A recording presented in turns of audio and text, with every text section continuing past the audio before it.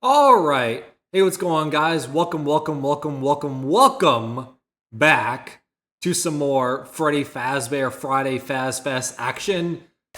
We got some more on deck for today about Secret of the Mimic. And I guess question before we start and everything is how long do you think it will take for us to get some actual answers in what this game is all about, what the secret of the Mimic actually is? Find out the truth to everything, right? Like, how long do you think it will take for us to have some actual answers? Because let's just go down the history of these games for a second and think about what franchise we're talking about here for a second. Is FNAF 4 is a game that is infamous, that we have no idea what it is, what the story is even at, what it's supposed to be at this point. And that's a game that came out in 2015, so it's a decade old. And to this day, we still don't know what FNAF 4 is about, even what it was supposed to be about when it first came out. And then I'm sure things have changed, things have been retconned, and things have changed ever since. Right? Like, very infamously, when FNAF 4 first came out, we all thought the infamous Night 5 8-bit minigame where the FNAF 4 crying child was shoved in the mouth of Fredbear and bitten and everything and killed. We thought that was the bite of 87.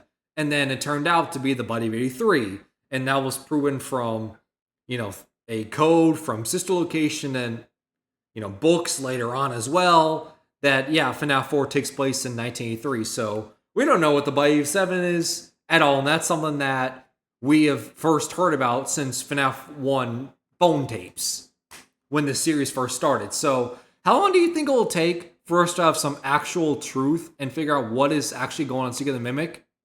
You would think, oh, it's probably going to be like a month for us to figure out some answers, figure out what's going on.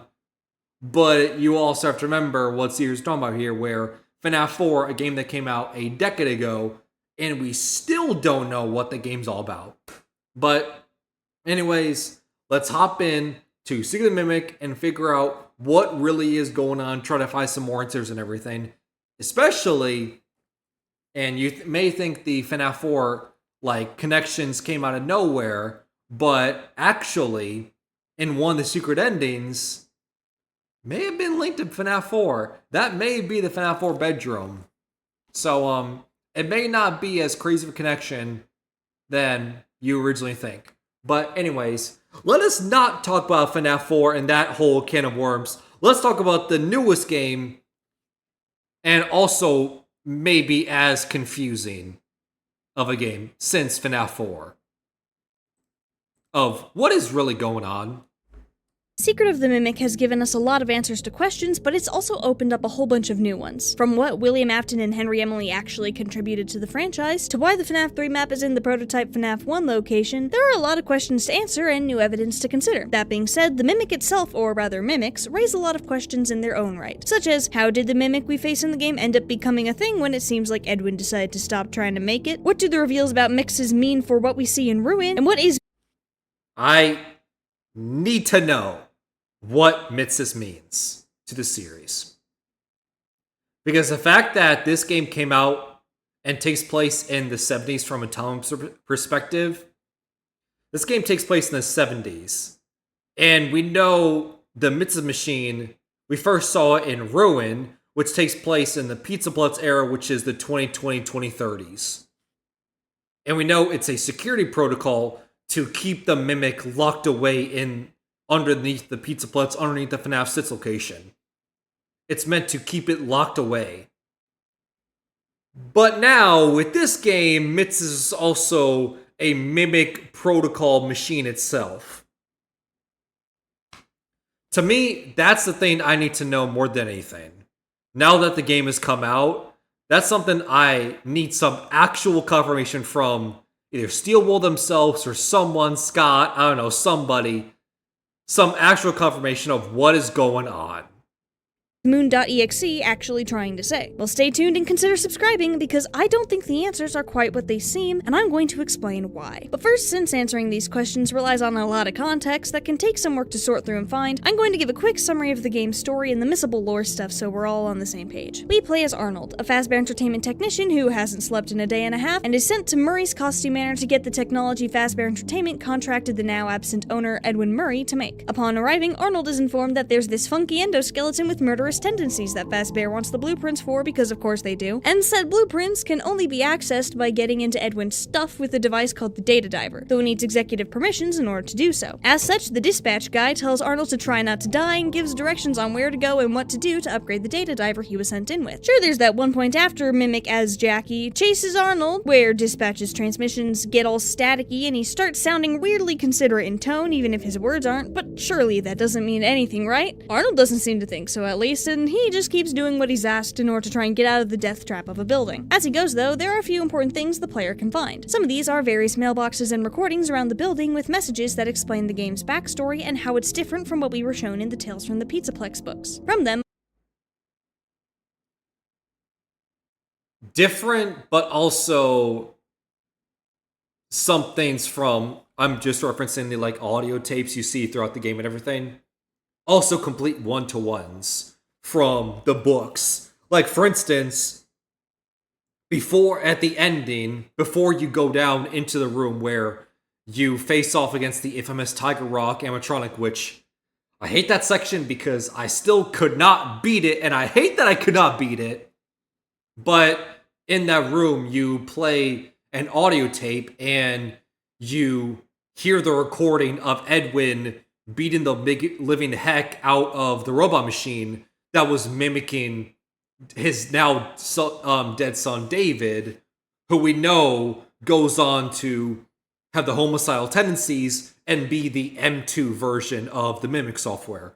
And Edwin's wife, Fiona, who would be the Mrs. Machine F10 and 4, would be M1. Because they're the first creation of the Mimic software, so that would be M1. David came later on because their death happened later on, so they would be M2.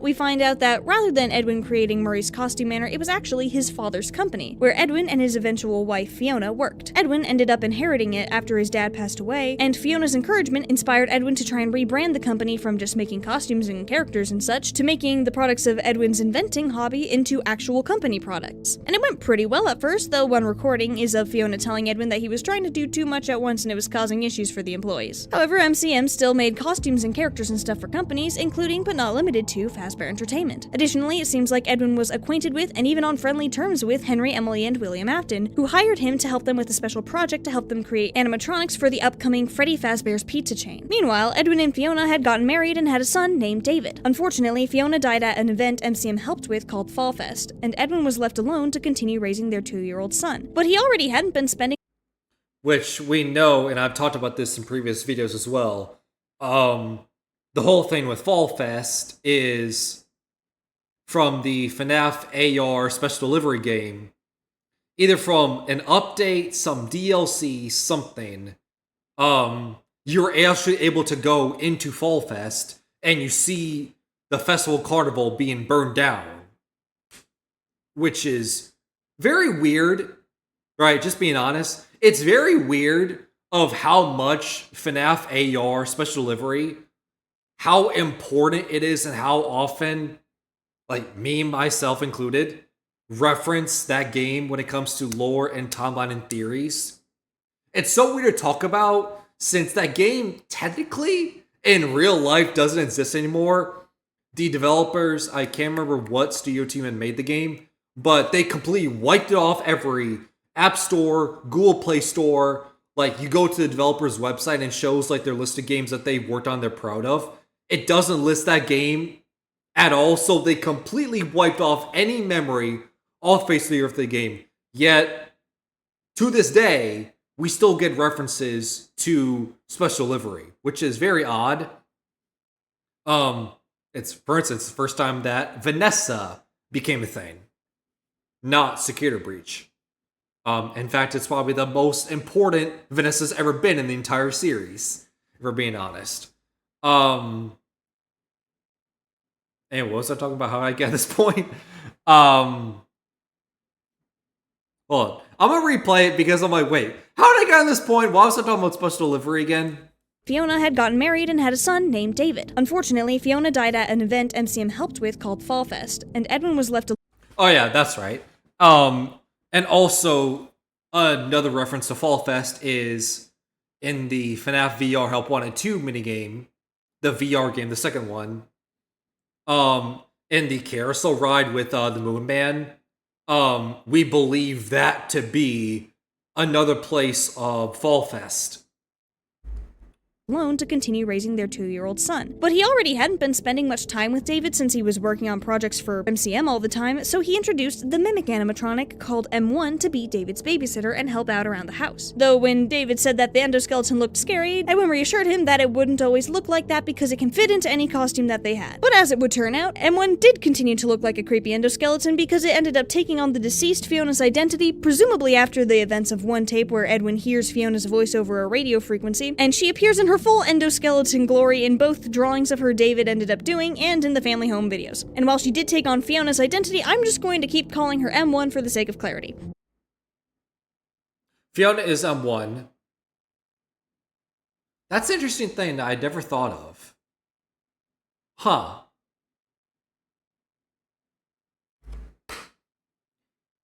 Interesting. I don't know why that hasn't clicked with me until now. And that's why I'm pausing to talk about it. So I'm trying to wrap my head around this. So, not to beat a dead horse and bring up the story again, but the story revolves around Edwin being a genius inventor, contractor hired by Phasma Entertainment, and he's overworked. And he has a 4-year-old son named David who wants to spend a lot of time with his father, but his father, Edwin, cannot do that, cannot spend time with his son and everything. They have a very detached relationship because Edwin's overworked. So to compensate so Edwin can continue working while also giving, David some weird time and everything, he makes the mimic robot, which is like David's best friend and everything, and they do everything together. That's how the story's told in the Pizza Putt story. It's like their best friend, and the mimic robot mimics everything that David does, and he loves the thing. Right? And that's how you get to the point where when David dies because he chases a ball to a string, gets hit by a car and dies, that's how the mimic robot is able to mimic everything that David did because it was mimicking its once best friend and in front of a grieving father. And that's how it becomes homicidal because it reminds a grieving father of his now dead son. That's how the story is told in the book. But now we get to the game, and you have, instead of it being like a best friend for David, it's the motherly figure for David, because it's M1. Interesting. I don't know why that hasn't clicked with me until now. But instead of it being like a best friend like figure role for David, it's like a motherly figure because it's M1 is Fiona. Huh. Maybe you still have that idea of M1 being like a best friend of David, but having a motherly figure as well. Interesting. I once again, I don't know why that has not clicked with me until now, and I'm blown by my mind that it hasn't clicked with me until now. That's why I'm pausing to talk about it. It's very interesting, though. It probably doesn't mean much in the grand scheme of things, but I just want to preface it. I'm like, wait, why has it never clicked with me that M1 was a motherly figure and not just the best friend that we have always interpreted from the books? Anyway, Edwin was wholeheartedly invested in M1 being Fiona up until sometime after tragedy struck a second time and David died the day of his 5th birthday party. Despite failed attempts, M1 encouraged Edwin to remake their son like he did with her, and Edwin had the crisis realization that the recreation wouldn't be the son that he should have been spending time with, and he tells her that she isn't the real Fiona despite her protests, as well as that he shouldn't have let a robot raise his kid for him, and that he never wants to hear or think about her ever again. That being said, in a weird way, which this is what's very weird about it, is we believe how this whole thing works of M1 was created, M2 was created. M1 was created by Edwin following the tragedy of Fiona dying in the Fall Fest fire. And it's created in the M1 software. And it's able to work just like that, first try and everything. And we believe, at least how I've always interpreted it, and I'm not the only one to bring this up. It's not some crazy wildly whoa, how did you think of this? I'm coming to this conclusion because other people have brought this up. That it's able to work first try following the tragedy of Fall Fest. Fiona's consciousness, their soul, something, is able to latch on to the Mimic software, and that's how, when Edwin created the M1 software, he believes he is able to detect the soul or energy of his dead wife Fiona because of that. Because somehow her soul is able to latch on to the M1. Right. But then we get to M2, and it's David, his dead son, and it's not able to work as easily. David's soul, his energy, remnant, something, is not able to latch on to the M2 software as easily as the M1 did with Fiona, right? Something changed, something's different, where the soul's not able to latch on the software that easily.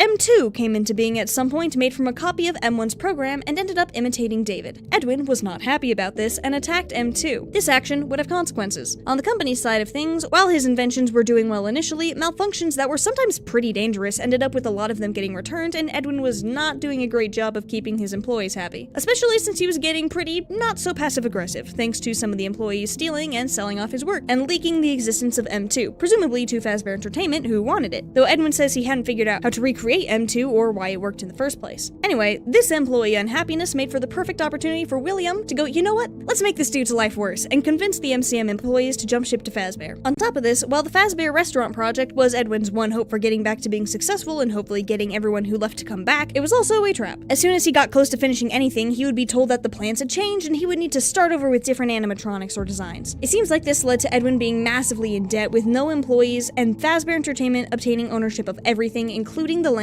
Edwin's family home was built on. At least William was nice enough to offer Edwin an engineering position and say he wouldn't tear down his house, I guess. Anyway, that offer ends up not being particularly important considering M2, being a mimic, began to imitate what Edwin's actions taught it. So it injured its creator, fixed itself up, and turned Edwin's own dismissals of David back on Edwin whenever Edwin would ask for help. It then proceeded to murder every Fazbear Entertainment employee who was sent into the MCM building up until and, depending on the ending, including Arnold. Speaking of Arnold, once he gets a hold of the mimic blueprints, there are technically 3 different endings available. One is where Dispatch supposedly tells him to hand over the data diver into the MCM inventory system and go home, which ends with the reveal that the real Dispatch was desperately trying to get a hold of Arnold all night, but couldn't, and as such fires Arnold for losing company property. Not that it matters much because the mimic was chilling in the van waiting to kill him. The other 2 involve Yep.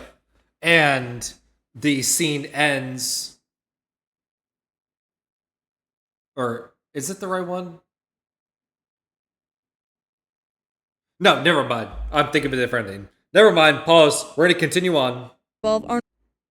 My brain's moving a million miles an hour. I'm like, oh, think of a different ending. Arnold using his newly obtained executive permissions to activate the Parachute.exe program, which leads to Fake Dispatch turning very antagonistic, and Arnold to finding the prototype Freddy's location and the Murray household, which were all connected to MCM. Fake Dispatch, or how I've always viewed it, Dispatch being the mimic the entire time. Because that's how it connects to, Dispatch saying, oh, give us the data diver, right? And then you can go home and everything. But then when Arnold is driving home and everything, it's like, wait, I was just on the phone with you. You just told me to give you the data diver. And the real dispatch is like, oh, you admit you lost our equipment and everything? Which would be the mimic trickdom, which is a lot very similar to what the whole plot of Ruin, where, our character is lured by a voice to do things based off a voice, but in reality, they're being tricked by the mimic. In Cass's case, it was being lured by Gregory's voice because the mimic. In this case, it was Arnold being lured from dispatch when it actually was the mimic. Via an underground tunnel and rail system. While in the Freddy's, the fake dispatch tries to force Arnold to get caught by M2, but after Arnold tricks her into using up all the power, she's forced to reveal her true identity as M1, whose consciousness is contained in a computer that looks pretty much identical to Mix's from Ruin. Pretty much identical, or no, it's the Mix's machine, which... This is the biggest question mark that's been looming over my head ever since I saw this. This is the biggest question that I want an answer. And I feel like you can point to every single FNAF game has one of these questions, have one of these sticking points, one of these puzzle pieces that just stick out, doesn't fit cleanly anywhere, and as a whole, it frustrates you, it keeps you addicted, because you're constantly thinking in your head, how does this work? How does this work? You're trying to come to a way to make it all make sense and try to come with a solution. I'll say FNAF 1, it was the infamous Bite of 87, right? Ever since we heard about the Bite of 87 from the FNAF 1 tapes, we've wanted an answer. We want to know, oh, who did the Bite of 87? What happened? And we still don't know much of anything about the Bite of 87, right? We still don't know much about it, despite it being the first thing we heard about in the entire series on night 1 of the first game. I would say FNAF 2. I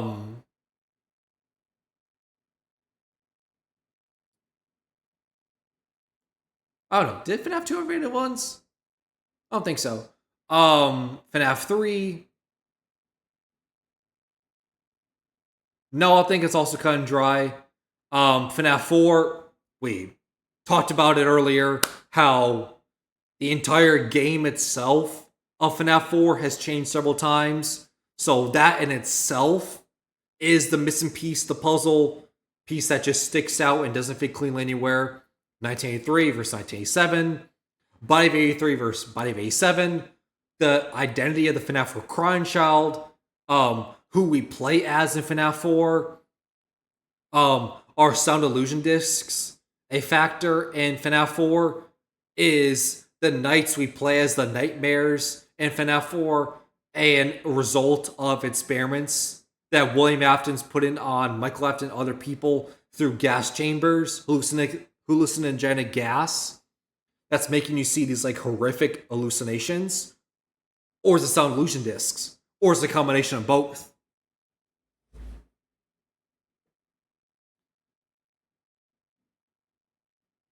And then we get to this game, where it's, how does the Mix's machine have a factor, play a role, when this game takes place in the 70s, and we know the one and only other time that the Mix's machine plays a role is in Ruin, which, need to remind you, takes place in the 2020s, 2030s, Secure Breach Pizzaplex era of FNAF.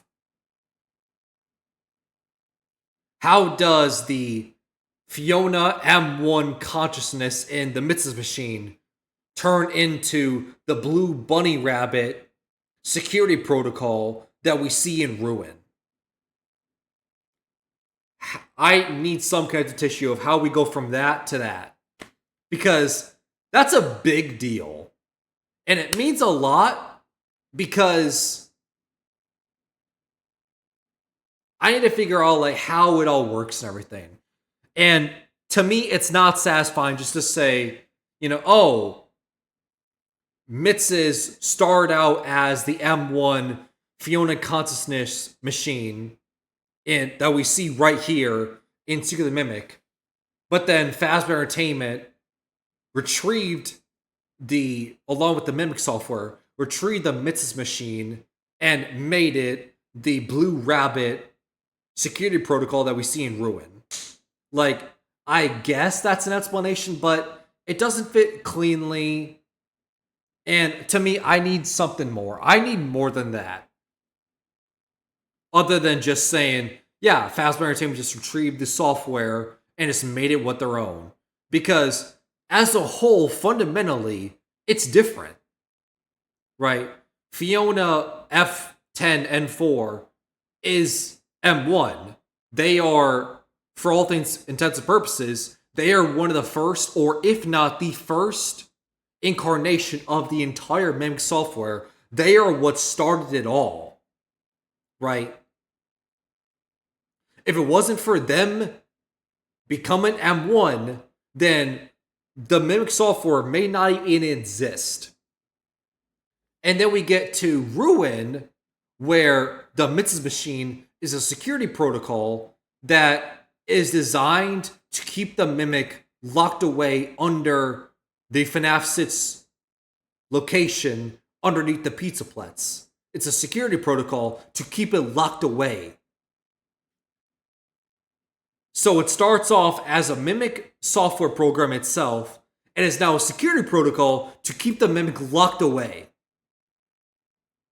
Do you see how the viewpoints are different? Why this is so confusing? And why this entire game throws a lot out.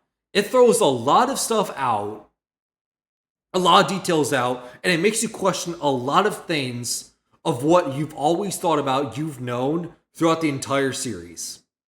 Which is pretty much standard FNAF, I'm just being honest. But this right here is the thing that makes you question, what does it all mean? How do you go from this to the Blue Rabbit Mitz's machine in Ruin? Because I'm sorry, but saying that Fazbear Entertainment retrieved the software and then made it what we know in Ruin, made it their own, just doesn't fit cleanly. Like, I need more. I need more of a concrete answer.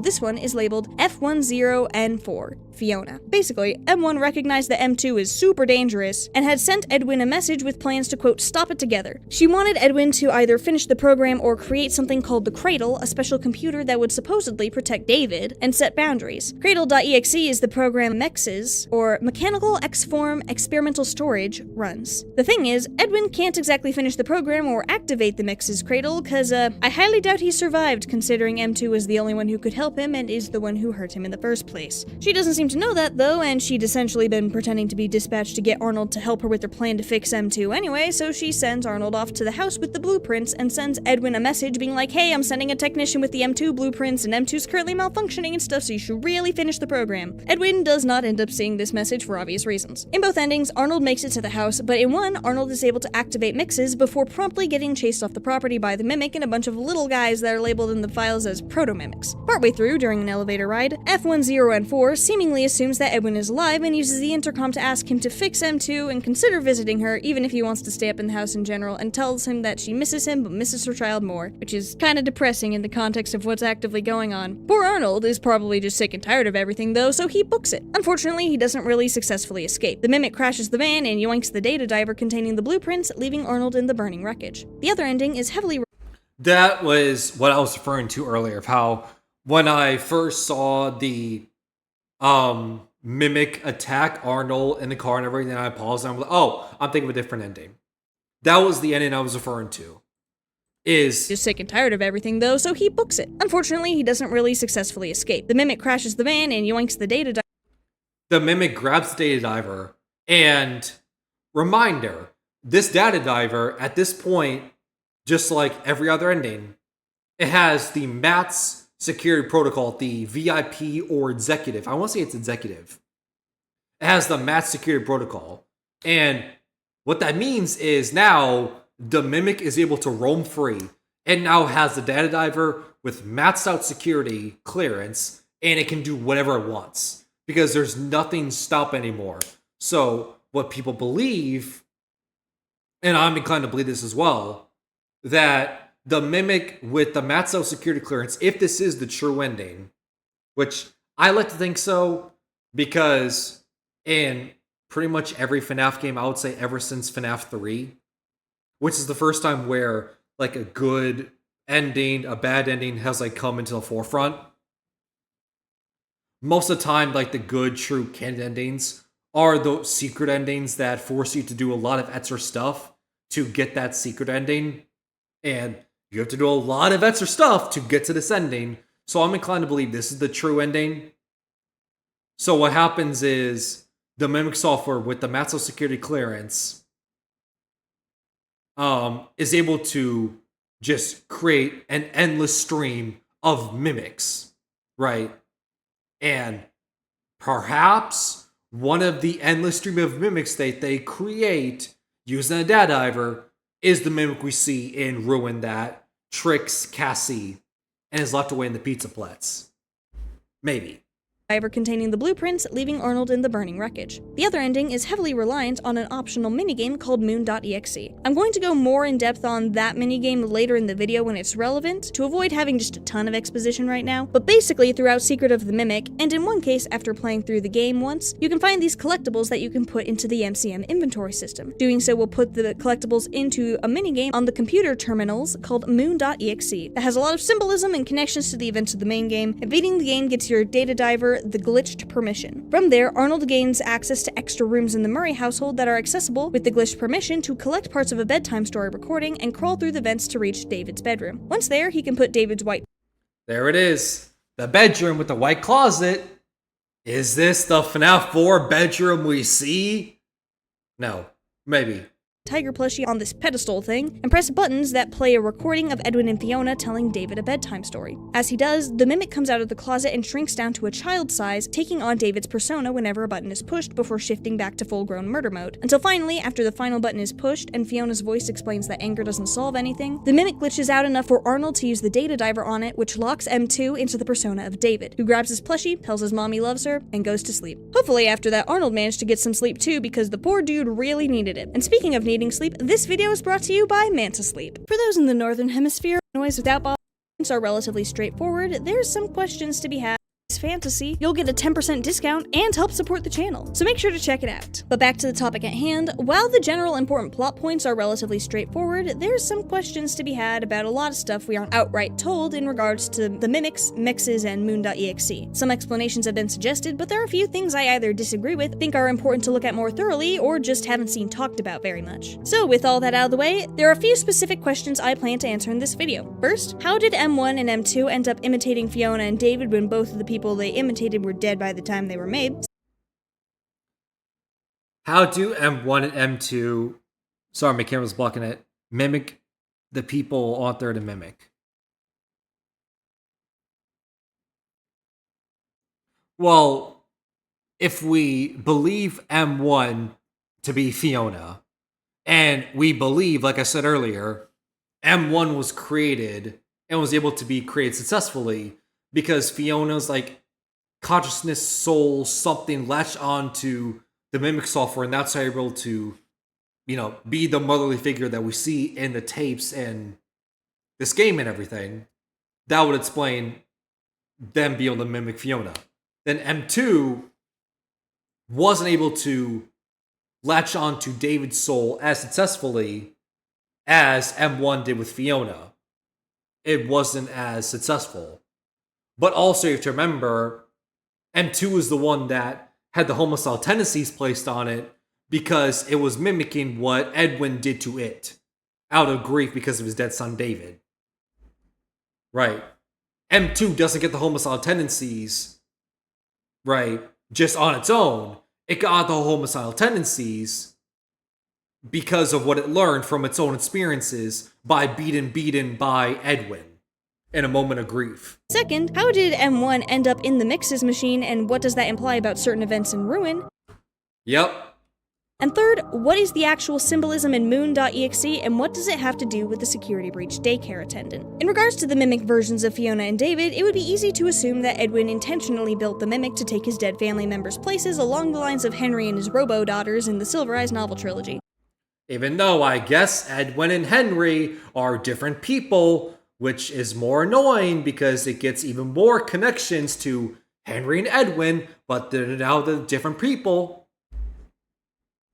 But that doesn't seem to be the case. In M1's case, we know that Edwin introduced it to David as a stay-at-home babysitter, and considering he talked about it being able to fit into any costume, my guess is he originally made M1 to be a product for the company with that costume fitting in mind, until Fiona died and he needed a babysitter for his son. We also know that Edwin heard Fiona's voice over a certain radio frequency, presumably after she died, similar to how people in real life try to pick up on ghost speech through radio signals from devices called spirit boxes. Meanwhile, for M2, Edwin had already given up on trying to recreate David, and even on the idea that M1 was actually Fiona before M2 was even a thing, which combined with Edwin getting upset over M2's mimicry of David implies that Edwin didn't train M2 to act that way. So if Edwin didn't intend for the mimics to act the way they did, and he was able to hear Fiona's voice over a radio like a spirit box, what are the chances that they took on those identities because they were actually possessed by them? They would have both needed a template for the behavior of the people they supposedly were, and those people were both dead. If this is the case, that would make Edwin's treatment of them particularly tragic, since he wouldn't even know he was hurting his actual family, and it would explain the behavior of M1 and M2. Fortunately, or unfortunately, depending on how you look at it, I don't actually think this is a case of possession for a few reasons. For one thing, M1, despite claiming to be Fiona, acts and sounds noticeably different from her. Her manner of speaking is more mechanical, and rather than encouraging Edwin to be with his son like Fiona does in certain film recordings, she just goes along with Edwin leaving to go back to work. Meanwhile, the spirit box idea is understandable, but I think it's good to note that the dialogue we hear from what's supposedly Fiona's ghost is an imitated sentence from one of the tape reels in the game, where Fiona tells Edwin that it's great he has a new idea for an invention, but he's missing David's birthday party. Fiona's actual ghost would have no reason to repeat that line. However, a mimicked sentence coming from the mimic isn't too outrageous, and even explains how the mimic would have learned to copy Fiona. They had family home videos that it would have been able to see and attempt to imitate because it lived at the house. Plus, the mimic being able to communicate through radio isn't even new. It did so in the Tales from the Pizzaplex book series, which, despite being a different continuity, is still canon in terms of world mechanics. And in Ruin, the mimic might use a walkie-talkie to communicate with the protagonist when she's in the building, but it's somehow how to get the message telling her to come to the Pizzaplex to her in the first place. As such, I don't think it'd be too outrageous for M1 to have figured out how to use the radio. Then there's the fact that Fiona died at Fall Fest, so I'm not entirely sure how her spirit would have ended up back at MCM or her home, considering to go to Fall Fest she had to be gone for a week. Of course,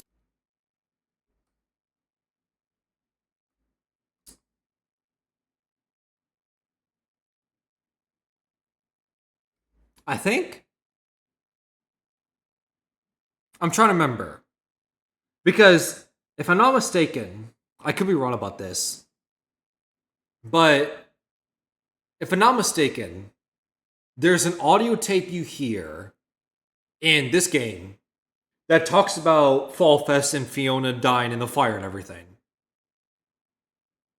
And the reason I bring that up is it's Edwin going to Fall Fest, going to the scene of the fire, seeing Fiona be dead and everything. And he's struck with grief, like, oh my god, what am I gonna do now? You know, David's mom is now dead and everything, and I'm so busy with work and everything that, like, I can't be a dual parent for this child and everything. I don't know what I'm gonna do and everything.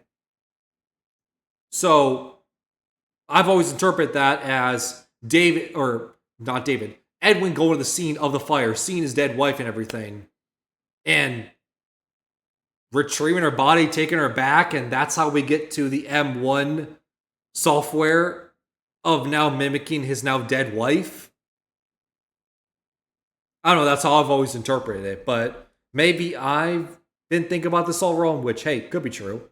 Not having Fiona's literal spirit doesn't necessarily negate any supernatural influence. While Edwin might not have intentionally made Robo family members like novel Henry, the parallels are still there, and it's a pretty major detail in the novels that even though Henry's daughter's spirit was out of the picture, Henry's emotions and memory were essentially able to infuse an artificial spirit into his daughter's doll and artificial robot bodies due to the way powerful emotions and memories linger in the world in the FNAF universe. M1 was around the house and as such would have been around David and Edwin's grief over Fiona being dead. So that could have rubbed off on her and helped her along in taking on the Fiona persona, especially once Edwin realized. Meanwhile, M2 was made from a copy of M1's program, and while M2 never really knew David, M1 not only was probably more familiar with David than his own father, but she desperately wanted her child back. That desire could have been imprinted into M2 as a copy, leading to it imitating what M1 remembered of David in addition to any potential recordings of David it may have stumbled across. All of this could be related to why Edwin was unable to replicate his initial success with the Mimic, yet still ended up with M2. M1 was the product of specific circumstances and emotions that led to her mind being what it was, but when Edwin was actively trying to create David up until he quit, those circumstances weren't there, and he only found any degree of success again by copying M1's original program, moving M1's mind elsewhere, and starting over with M2 in M1's original body. There is the line about M2 finishing its legs, which some have taken to mean M2 was a version of M1 originally built without legs. But considering the next line is Edwin apologizing and saying he was always going to fix M2, I think it's more likely that M2 had to finish its legs because it had to fix them after Edwin broke them. After all, M1 and M2 do look the same, and Edwin says he didn't know why it worked the first time in one of the tapes talking about M2 not being ready for other people yet, which implies he only ever actually made one mimic, and just ended up with the proto-mimics on subsequent attempts in addition to M2. That being said, there's an interesting note in the game titled Memory Error that appears. We were expecting there were complications. Consciousness was lost for an undetermined time. Once I woke, we were all together and happy, a family. But something was different. I felt wrong, somehow. Was I me? I would never sleep again.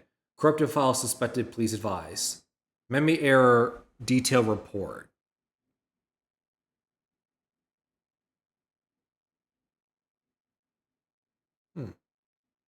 I never saw this, so this is interesting.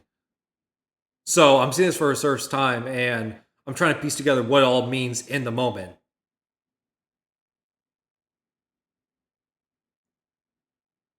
There are complications. My mind immediately goes to not being able to create the M2 software as easily as M1, so that'll be the complications. And that could also lead to consciousness was lost for an undetermined time. Could also relate to M2 not being able to create it as easily. Once I woke, we were all together and happy. A family. aka Edwin recreating his dead family in robot form, M1 being his wife, Fiona, and M2 being his dead son, David.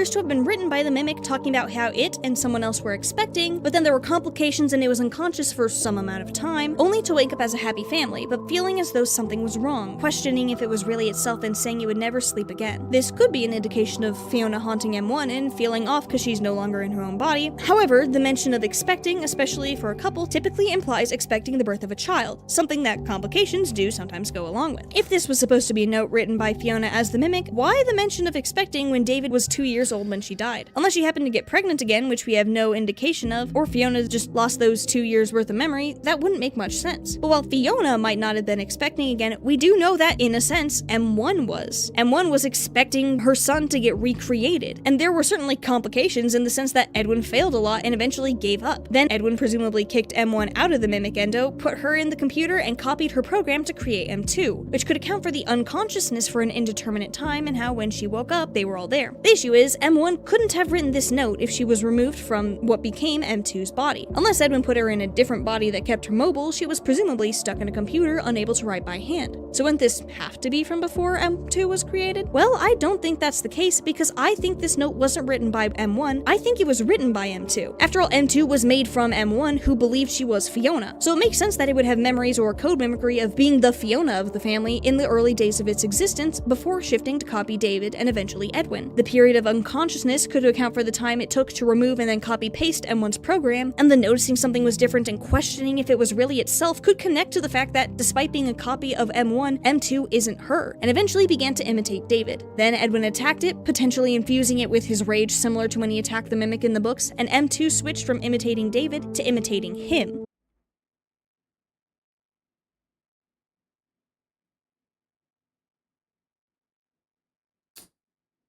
M2 imitating Edwin instead of David. Huh. I mean, no, the homicidal tendencies, it was mimicking what Edwin did to it. So that makes sense. But, mimicking Edwin, not David. Interesting.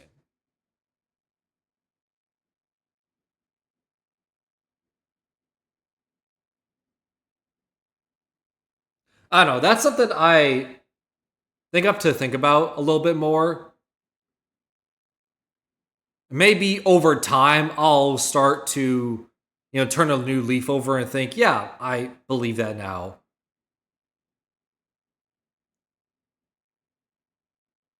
But I think at the moment, I'm hesitant, not too sure. Because to me, my mind immediately goes to, if that's the case, M2 is copying and mimicking Edwin, that's the whole point. Then how does David fit in the picture? Like, at all, right? For all things considered, if that's to be believed, M2 was created in David's likeness. And that's what makes Edwin a Green Father mad and beats the heck out of it, because it's a Green Father being reminded of his now dead son and beats the heck out of it, and now it starts to mimic Edwin, right? And that's how it gets the homicidal tendencies that we learn about. Because the homicidal tendencies of beating people and ripping people's arms and legs off is things that it learns from what Edwin did to it. Like the legs being ripped off and everything that we heard about in the tape.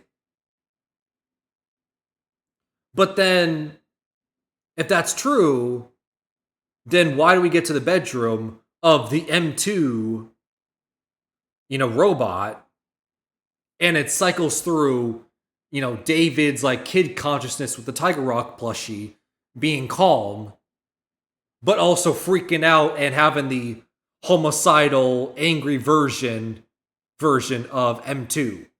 Why is it like cycle through both? Would it not just be Edwin mocking it, the homicidal tendency villain one? David's consciousness wouldn't be the thing anymore.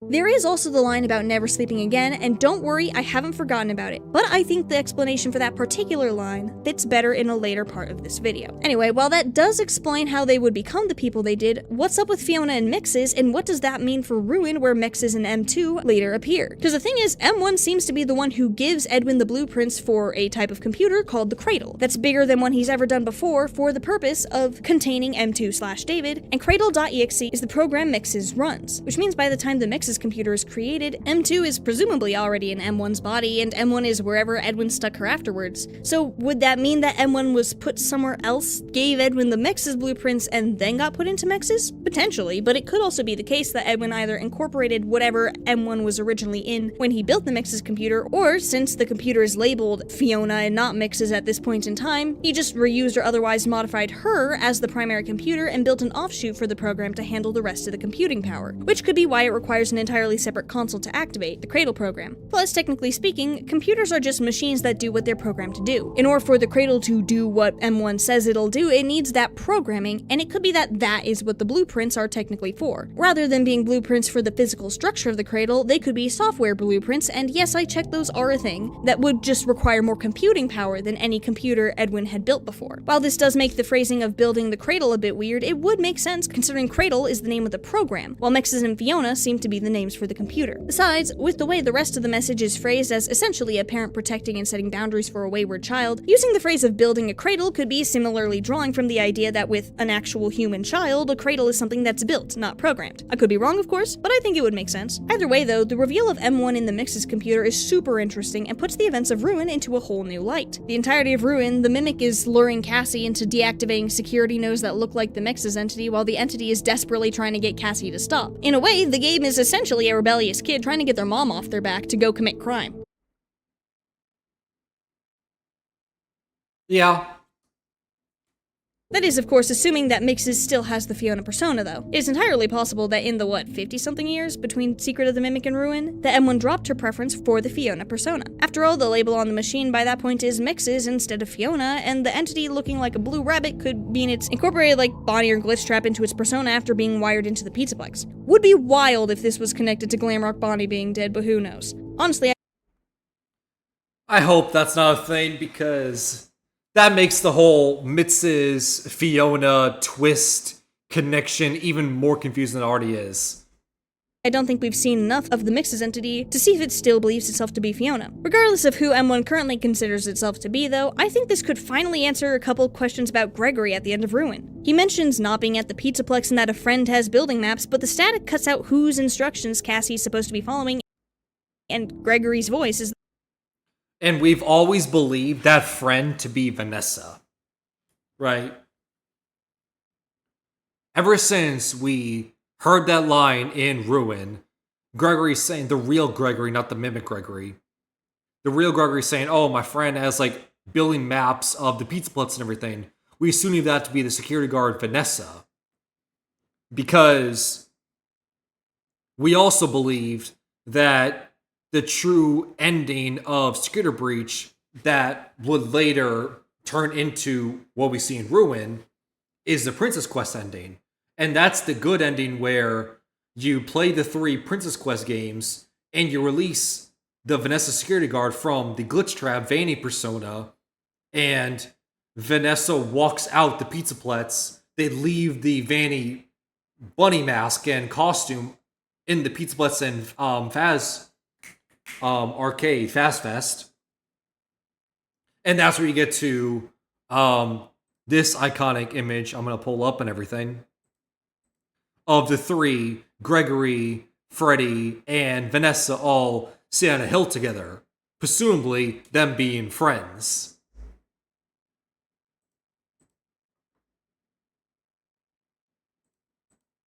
The one that continues with the directions. Then over the elevator intercom, Gregory talks about how the Mimic has been trapped down here as though he's nearby, with the Mix's security system being intended to keep it hidden until Cassie shut down the security. And then he suddenly decides to drop the elevator with Cassie inside after a weird noise from the intercom, despite saving her from the Mimic in the first place. With what we now know about M1's connections to Mixes, and how she was actually dispatched in secret of the Mimic for most of the game, seemingly after a weird bit of static, I think that can explain some of Gregory's behavior and dialogue. Assuming we are ever speaking to Gregory and it wasn't just M1 pretending to be him the entire time, Gregory saying his friend has the maps if I'm not mistaken,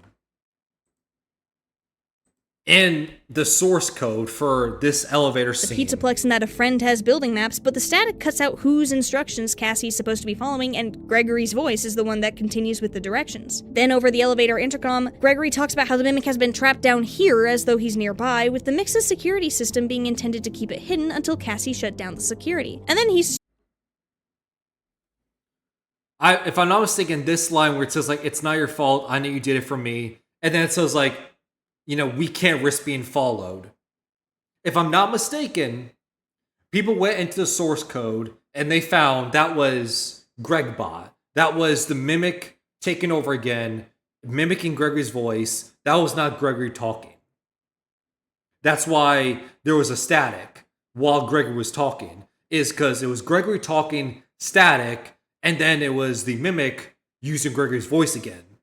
And that's what we assume. That's why Gregory dropped Cassie in the elevator. It wasn't Gregory doing it. It was the Mimic, once again, mimicking Gregory's voice. And that's why they said, we can't risk being followed, because it wasn't Gregory talking. It was the Mimic talking. Suddenly decided. Got all that? Cool. Is to drop the elevator with Cassie inside after a weird noise from the intercom, despite saving her from the Mimic in the first place. With what we now know about M1's connections to Mixes, and how she was actually dispatched in secret of the Mimic for most of the game, seemingly after a weird bit of static, I think that can explain some of Gregory's behavior and dialogue. Assuming we are ever speaking to Gregory and it wasn't just M1 pretending to be him the entire time, Gregory saying his friend has the maps probably isn't him talking about Glamrock Freddy or Vanessa, but M1, who we know can function without the Mix's security system active based on Secret of the Mimic, and who we know Gregory had the chance chance to be aware of because his backpack is hanging out in the same room as her computer. The instructions we follow could then be M1's in Gregory's voice after the static, and then in the elevator, the explanation of the Mix's program and the Mimic being tracked down here for a long time could either be Gregory explaining what he learned from M1 with M1 being the one to drop the elevator to keep M2 contained, or M1 explaining everything with Gregory being the one to drop the elevator. The main thing keeping me from saying for sure that M1 is the one to drop the elevator is the fact that Gregory says that the Mimic is down here as though he's present, though this could be explained by Gregory being somewhere in the tunnel system but not counting that as the Pizzaplex. Or maybe we were just never actually talking to Gregory, who knows? Either way, it would certainly help explain what the heck was actually going on there, considering Gregory and Cassie are supposed to be besties. But on the topic of security breach and explaining things, let's talk about Moon.exe and the relevance of security breach's daycare attendant to this game. Moon.exe is interesting because not only is it tied to the best ending of the game, but there's a lot of symbolism and implied storytelling. You play as someone in their bedroom and can interact with various pieces of the environment to find things and get interesting narration. For example, the desk has a letter to Moon asking him to bring back the sun, and trying to go to bed gets the narration that you don't ever want to go to sleep again. If you don't use the correct items to do things in the correct order, you can get caught by an old-fashioned version of the Moon character who forces the protagonist back to bed, though he does sometimes also mention being too busy. Doing the right things, though, allows you to progress through the game, and as you go, there are a lot of allusions to actual things and people outside of the minigame, such as statues of a couple where the woman has been burned and a man is wearing a bow tie, presumably in reference to Fiona and Edwin, and there's a line of narration about Fredbear's being our favorite restaurant. This starts to make some sense, though, when as the game progresses, you save a baby owl from an alligator and find an old woman in a cabin named Sun, who instructs the player to fix masks of Freddy, Bonnie, and Foxy. Doing so will reward the player with a baby owl mask that will trick Moon into thinking the player is the baby owl. The baby owl then disappears as Sun says he flew away, but it's heavily implied that the owl ended up in the household oven. I should probably also note the fact that Mix's Fiona's screens around the computer show Sun's face from this minigame. The game is very unsubtle about who Sun represents, fortunately. Anyway, wearing the mask leaves Moon in tears, and you can progress into a cave where you can find a baby owl statue, which the narration describes saying you'll bring him back no matter the cost. Eventually, you find and rebuild a statue of what looks to be the daycare attendant Moon from Security Breach, and Moon is, I quote, reborn. The game setting switches to Murray's costume manor, where you encounter and help various characters from Secret of the Mimic, with one particularly notable instance of the digital version of the character Big Top taking a ticket from the player, which exists in the minigame thanks to a Fall Fest ticket book collectible, and saying that the ticket is associated with where the sun left. Eventually, you end up in a child's bedroom with 3 chests. Some of the collectibles were David's birthday gifts, and putting the correct gift in the correct box unlocks the closet door, where there's a final upgrade station for the data diver. Completing the upgrade, the player is greeted by Sun, who acknowledges you finding her presence and completing her tasks, and gives you the glitched permission. While some things, such as Sun being Fiona/M1 and the baby owl presumably being David, are pretty cut and dry, other things either aren't or have commonly held explanations that I don't think really work, mostly in regards to the identities of Moon and the character we play as. Take Moon, for example. Moon cries seeing the baby owl mask, which allows the player to go into the cave, and the lines about how he's too busy are pretty reminiscent of Edwin and his relationship with David. I know we've talked about this before, of how what is the purpose of Moon.exe, Sun being Fiona, and believing Moon being Edwin. Yeah, I'm inclined to believe that. Whether the baby owl is David, which explain why the baby birds are crying and everything, that would be David because they were 4. Okay. Yep, I'm on board with all that.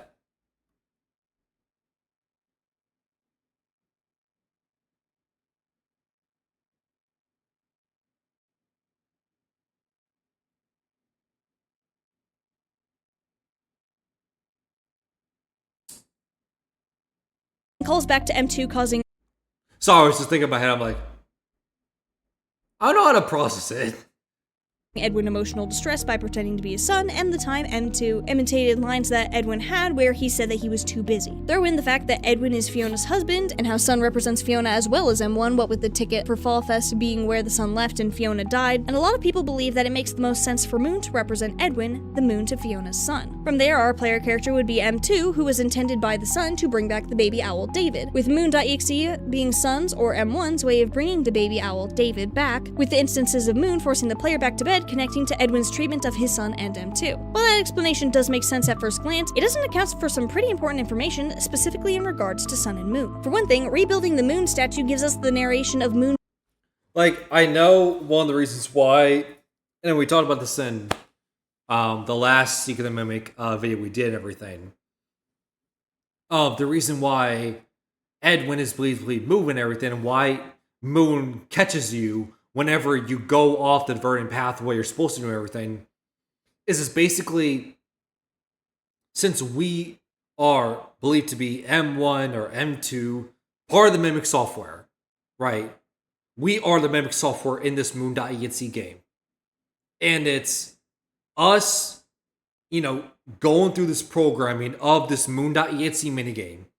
And whenever we, as the Mimic program, go off the diverting path, don't do what we are supposed to do, what we're programmed to do, that's why Edwin comes out as the Moon character and stops you and makes you restart. Because it's basically course correcting the Mimic software and programming it to do and go on the path that it's supposed to follow and everything. Kind of like how in any programming, you have it follow a certain programming. And if it goes off a path you're not supposed to go on and everything, it course corrects to go back to the way it's supposed to and everything. Because it's AI at the end of the day. Being reborn. And while that could be in reference to the version of Moon in Security Breach being a reborn version of like a weird Moon man in the basement who I've been avoiding talking about until now, it doesn't make sense to me for the Moon to represent just Edwin, since we don't really have a situation where Edwin was reborn. On top of this, if you talk to Helper in the MCM area of the minigame, he says, you rebuilt yourself, but now you are split in two. Moon and Sun, destruction and life. This could be talking about Edwin and Fiona's marriage, I guess, but the thing is, we aren't talking about the literal Sun and Moon here. We're talking about the characters. And in Security Breach, the daycare attendant is a singular animatronic split into two primary entities, Sun and Moon, who in Ruin, we can merge back into a singular entity, Eclipse. Meanwhile, the Moon in Moon.exe may act like Edwin, but you know who acts like Edwin sometimes and was reborn and rebuilt? M2, who is created from the same program as M1, who we know is represented by Sun, just as Fiona is. Just like Security Breach's Sun and Moon are two different personalities that are technically the same entity, M1 and M2 came from the same source code, but took on separate identities, with M1 becoming Fiona, and M2 initially trying to copy David, only to end up copying Edwin. This connection only gets stronger with the knowledge that one of the endings for the game was apparently going to be locking M2 into the Edwin persona instead of the David one, which would end up with M2 grieving his son, which is reminiscent of how Moon cries when he sees the baby owl mask on the protagonist. And speaking of the protagonist, Helper tells them that they rebuilt themselves. Not only that, but there's the narration at the side of the baby owl statue about how you'll bring him back no matter the cost. And there's that one interesting detail at the beginning of the game where the player character says that they'll never go to bed again, just like the memory error note where the author says they would never sleep again. Ha. Ha. That's interesting. Because that's something that feels very oddly specific, and to this time, despite all the times, all the things that we've tried to come to terms with to try to find answers to this game and everything, even going through trying to figure out what the heck Moon.exe is, that's something that still to this day no one has come to a concrete explanation of what's going on, is why you cannot go to bed, why you will never sleep again.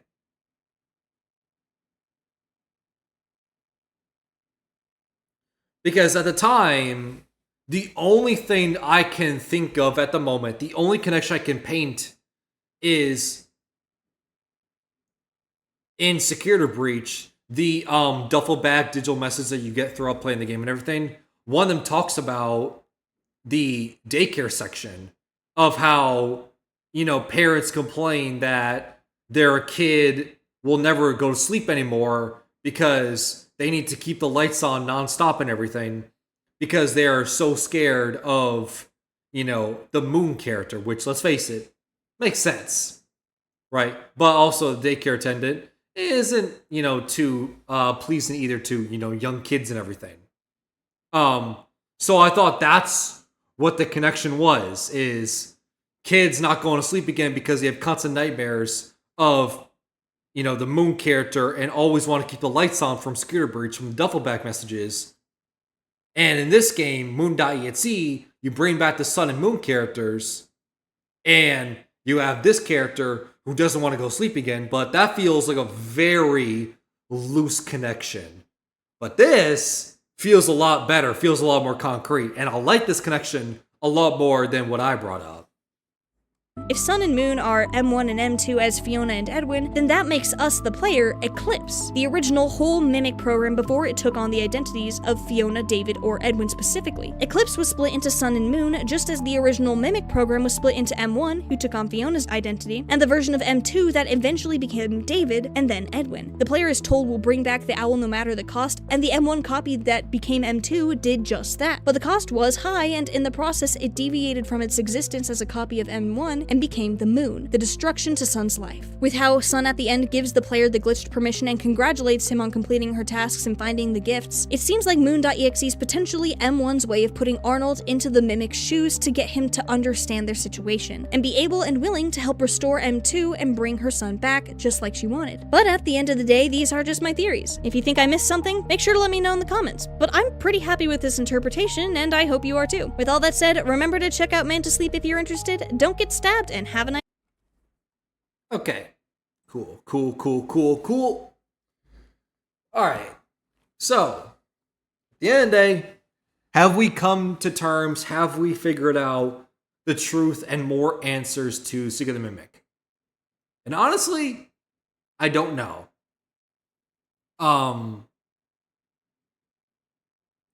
still want to know the truth and everything. I feel like I'm not the only one. I feel like we all want to know the truth and everything.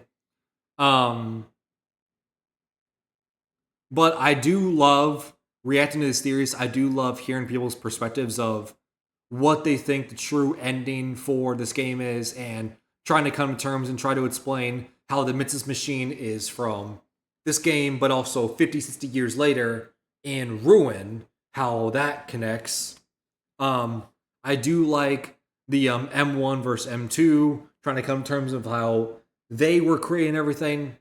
Now, one thing that has not been mentioned yet, and hopefully at some point we get another theory and we react to that one, and if that happens, I'll definitely be reacting to that one, is the whole trio partnership of Edwin, Henry, and William Afton. I'm still trying to come to terms of that. And let's hope that, this whole Mrs. Fiona M1 versus M2, right, Moon.exe stuff, which is all great mysteries and great, theory fodder to, bite on and try to figure out what is going on and everything. But let's also not forget that mystery as well of Edwin, Henry, and William Afton, right? The fact that, we as fans for the longest time in the series, we believed this animatronic, this, set of animatronics are created by William Afton, or they're created by Henry. But now they seem to be created by Edwin. And nowadays it seems like they were created by Edwin, but they were stolen by Henry and William Afton to be part of Fazbear Entertainment, which is very, very bizarre. Like, for instance, in that secret room in the Pizza Pletz, or not the Pizza Pletz, in that pizzeria in this game and everything, you see a bunch of Springlock suits that were made by Edwin, right? You have Fredbear, right, which is what we see in FNAF 4, so not created by Henry or William Afton. You have a gator, which connects to Monty.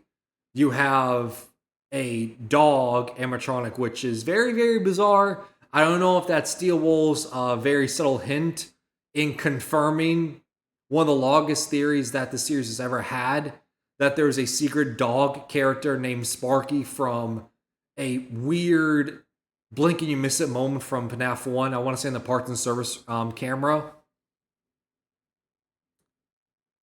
So all these animatronics that we've always thought were made by William Afton Henry were made by Edwin and were stolen, which when I made the review of this game and everything, I said that was a negative, mainly because it felt like a bit of a double-edged sword, and it didn't feel very satisfying to me and everything, because it felt like, we have been openly lied to for the last like decade and some change of the series. That things that we've been openly told about, where this animatronic or these set of animatronics were made by William Afton Henry. But nowadays, no, they weren't made by William Afton Henry. They were made by Edwin, but they were stolen by William Afton Henry. And I never really liked that because, once again, it feels like we just, as the fans from the series, we just been openly lied to. So I hope that's a theory coming down the line. The whole William Afton Henry Edwin partnership and things, his creations getting stolen by William Afton Henry, which is very, very, very bizarre. And I hope this is a call to action, shout out to people to make theories on that, because I don't want that to get lost in shuffle. I want that to also have some answers, because that's very bizarre, right? Like having stuff like Fredbear being a Springlock suit, and it seems like this game is implying that Edwin is the one who made the Springlock suit creation. Like the form of animatronics that were Springlocks, right? That have the Springlock mechanisms. It seems like this game is implying that Edwin is the creator.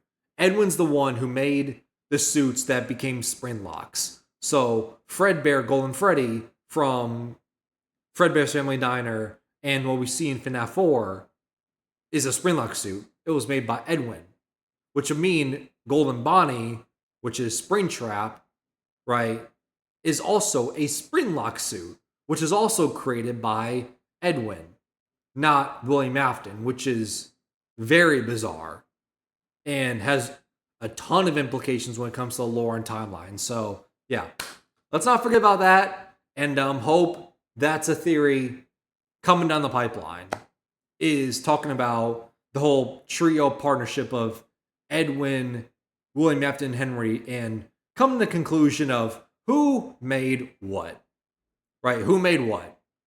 Because it's very bizarre.